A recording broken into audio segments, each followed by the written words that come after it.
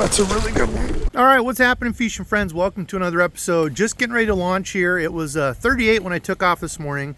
Little chilly. Supposed to get up to, I think, 50, so it'll get warmer. But Chris is launching his kayak. I'm getting ready to throw mine in. I absolutely blew up my back this morning, lifting mine into the truck like an idiot. I am tubby and out of shape, so we will see how that goes. I need to get my butt in the gym. But enough of that. We got to do some fishing. I can rest tomorrow, so let's get out there.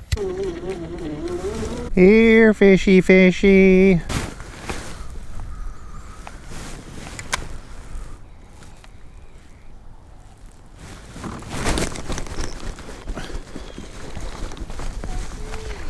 A jig fish. A monster on the jig. Tell you what, there we go. First one of the day on the Randizzle special. The old War Eagle. There it is, little pounder. We'll take it. There it is. I thought today could be a slow finesse jig day. Water's 48 degrees out here. Pitching this around some Haraki riprap. Do as Dizzle does and throw a jig. There we go. First one of the day.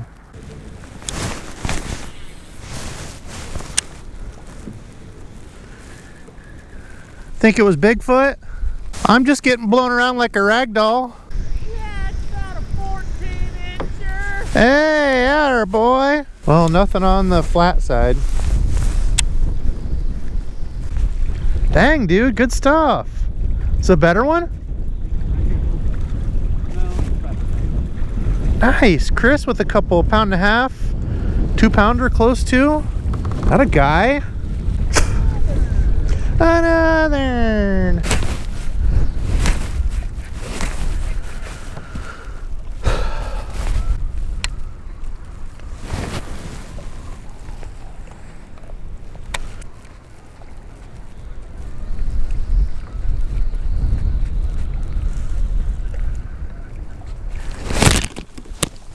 God, took a clear out right under me. Oh, that's a good fish. Oh, good one. Oh my gosh, came all the way out right frickin' under me, smoked my GoPro. All right, look at that, came all the way out. Crease, that's why we come out. All right, well, my fingers are frozen. Let's see if we can get a weight here real quick. 3 pounds, 4 ounces it bumped. All right, 3 1/4. That is a chunko. I will take that on a day like today. Only the second one, but heck yeah. Thanks, fish. 3 1/4. Boom. Wasn't recording there. Move spots. Another on the jig. Little guy. But it's another.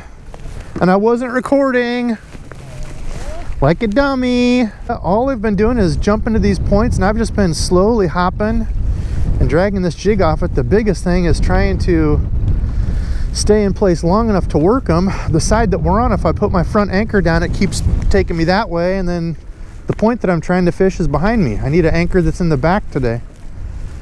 But that's it. Just throwing it out there and giving it little hops like that, and then leave it, let it sit. And all these fish have hit it when it's just sitting there doing nothing. So it's not as much the action, it's the lack of action just sitting there. They'll kind of slurp it up and start swimming. Real soft bite, so watching your line. And then that one I just kind of reeled up on it. I know you didn't see it, but I just kind of reeled up on it. It looked like my line was going. You felt a little teet teet teet. Set the hook, and there he was.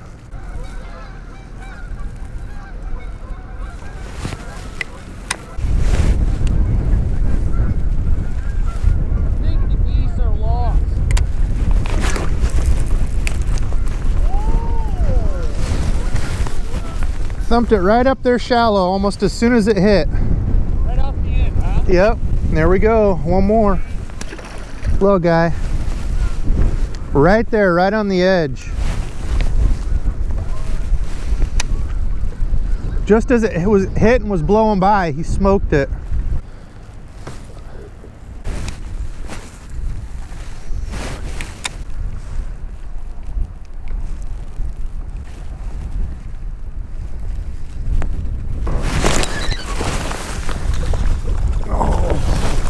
smoked it right as I popped it over that rock. Oh yeah. All right. Was just popping it off a rock over there and dude smoked it. Oh yeah. Look at that. Solid little 2-pounder. We caught a few on the old jig today. Probably about the size of the one that I pulled all the way up to the top of the water thinking it was a snag and it was a fish. Yeah, a little over 2.25, something like that. Heck yeah. Another! Okay, we're gonna try the toe thing here for the first time. I'll help you pedal a little bit. Here we go. Crease is toe service. Oh my gosh, playing bumper yaks.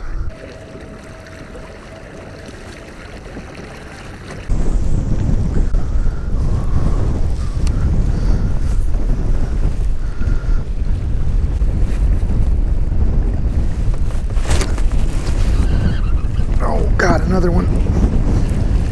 Oh, off the main point. That's a really good fish.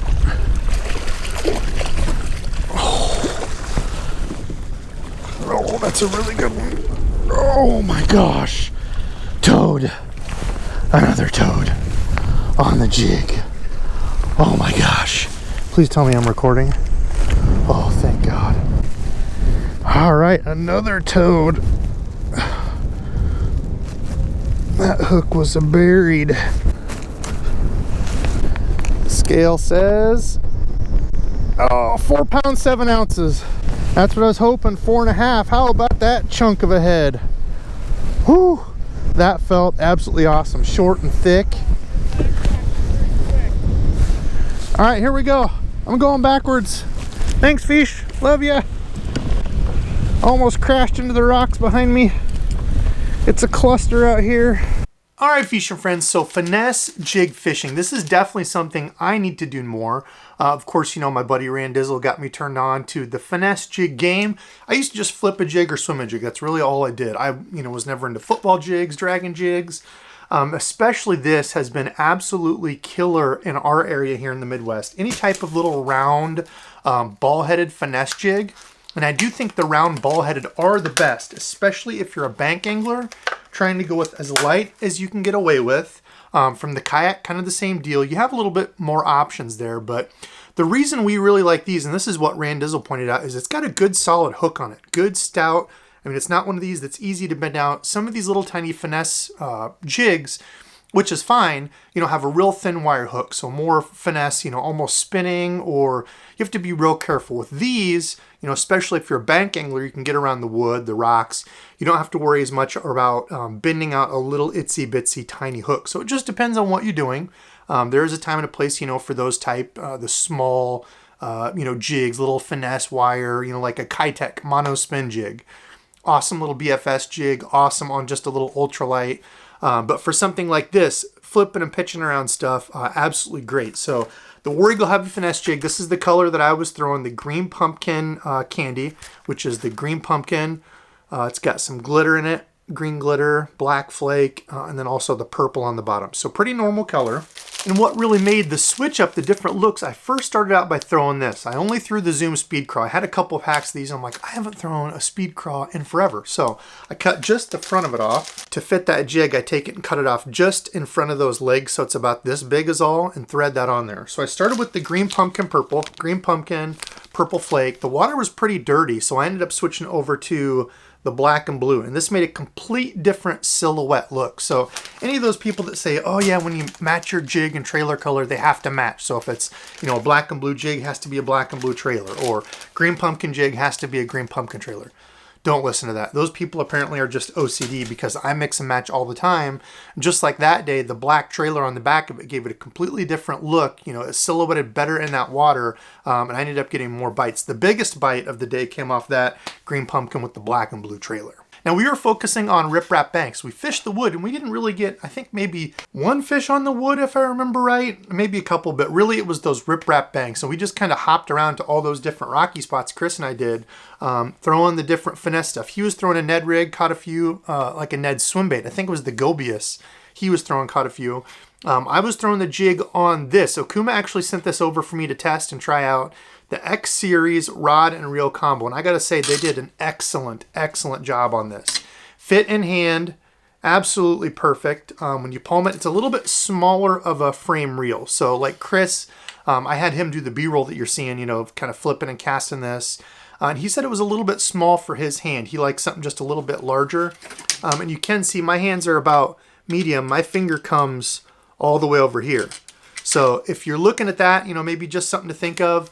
I did also think this was kind of interesting. I wish they kind of would have made this sit back a little more, the front of it, because when my thumb, I know it's kind of hard to show here, when I put my thumb on this and I put my hand here, my thumb just like barely fits right on this. So it's almost like it needs just a little bit more meat here for my thumb to sit on for that to kind of be comfortable. It's not uncomfortable, I guess I should say, but for it to be maybe a little bit closer to what I would like. And I think that was probably a weight saving thing because this thing is super light. But I'll do a full kind of review breakdown of this, compare it to some other ones. It is the Okuma X Series rod and reel combo. This is the 7.3 medium heavy, rated for lures 1/4 to 3/4 ounce, and felt perfect for that little 3/8 ounce jig. So fast / extra fast. And for, you know, when I'm putting together a jig combo, I get a lot of questions on finesse jigs. That's a wide open kind of deal. Just like I was saying in the beginning, you might have the real small thin wire. You have something like this, the War Eagle heavy finesse jig, where you can really jack them with a, you know, a medium heavy or even a heavy rod. You don't have to worry about bending out that hook. So this is kind of what I recommend for like the 5/16 3/8 ounce jigs, is like that 7 to 7.4, 5, just depending on how long you like. And I do like a true fast, not something too noodly, because when you're popping through those rocks, if the rod is too soft, it's almost like you really have to pull it and that rod's going before it'll finally pop over those rocks. If you have a little bit stiffer rod, it's easier just to kind of pop it through those and over them. I feel like I get a little bit better feeling to it. So I know sometimes, you know, I tell you guys I like the soft rods for like my moving baits and stuff. But when I'm around rock and such, even with a Ned rig rod or, you know, a jig rod like this or a Texas rig in wood, usually I like something just a little faster.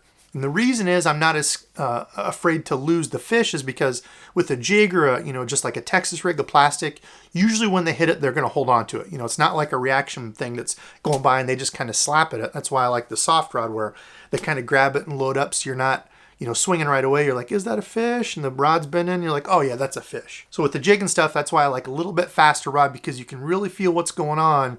Let them get it in their mouth and then you can really set the hook. That's the combo. Great little deal for right now. Cold weather, just slow, you know, crawling, hopping a jig around rock is a great way to get bit if you're struggling right now. I know we are just like, what, 18, I think, for the high today. So I'm probably not going to go fishing today. Going to hang inside. But ice is coming. Going to have some ice fishing videos, catching cooks.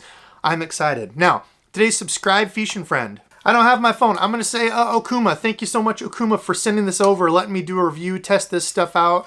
You know, it's because of all of you watching that, you know, companies will do this and send it out, you know, send over lures or a rod or something for me to review to give an honest opinion. And I told Okuma that. I said, you know, as long as I can do complete honest, you know, opinion on this stuff, I'm fine with it. And they said, yeah, you know, tell people what you think of it.